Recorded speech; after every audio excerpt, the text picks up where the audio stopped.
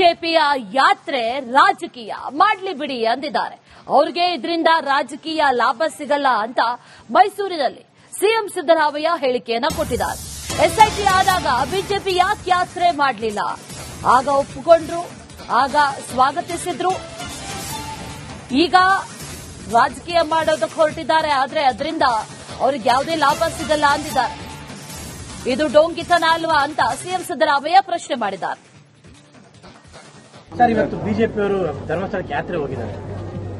ಪಾಪ ಮಾಡ್ಲಿ, ರಾಜಕೀಯವಾಗಿ ಮಾಡ್ತಾ ಇದ್ದಾರೆ, ಮಾಡ್ಲಿ. ಇದರಿಂದ ಅವರಿಗೆ ರಾಜಕೀಯ ಲಾಭ ಸಿಗ್ತದೆ ಅಂತೇಳಿ ಅನ್ಕೊಂಡಿದ್ದಾರೆ.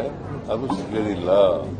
ಯಾಕೆಂತಂದ್ರೆ ನಾವು ಅಲ್ಲಿ ಧರ್ಮಸ್ಥಳದ ಬಗ್ಗೆ ಅಪಾರವಾದಂಥ ಗೌರವ ಇದೆ.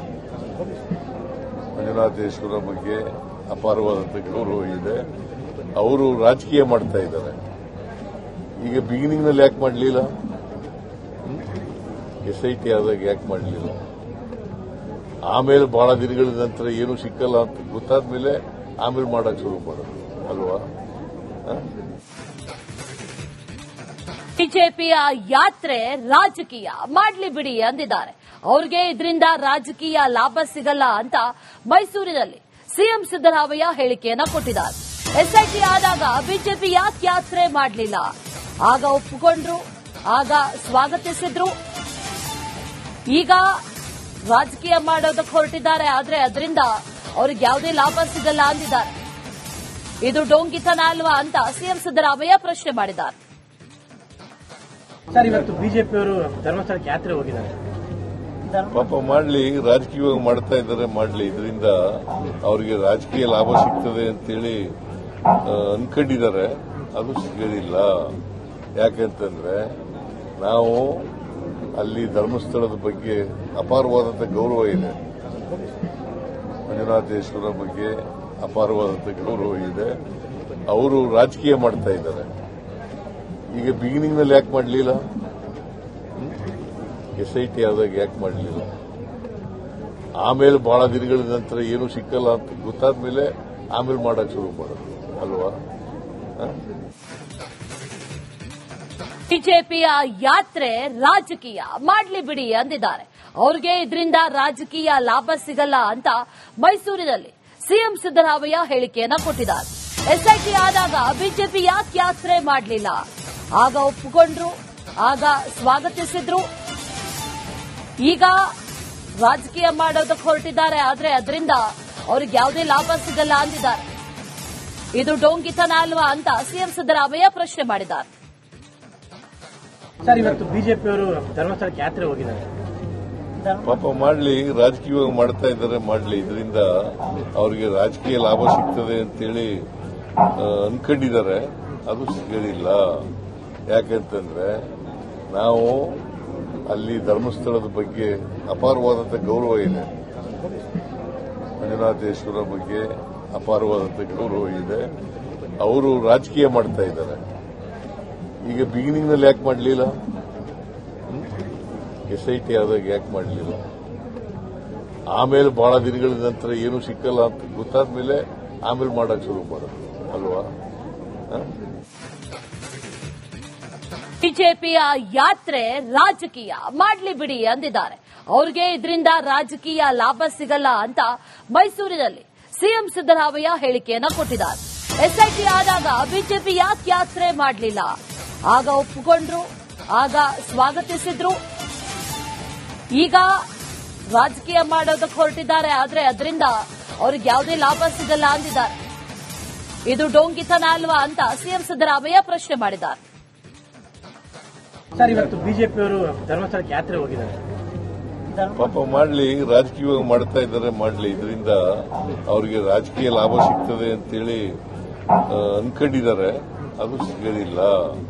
ಯಾಕೆಂತಂದ್ರೆ ನಾವು ಅಲ್ಲಿ ಧರ್ಮಸ್ಥಳದ ಬಗ್ಗೆ ಅಪಾರವಾದಂಥ ಗೌರವ ಇದೆ.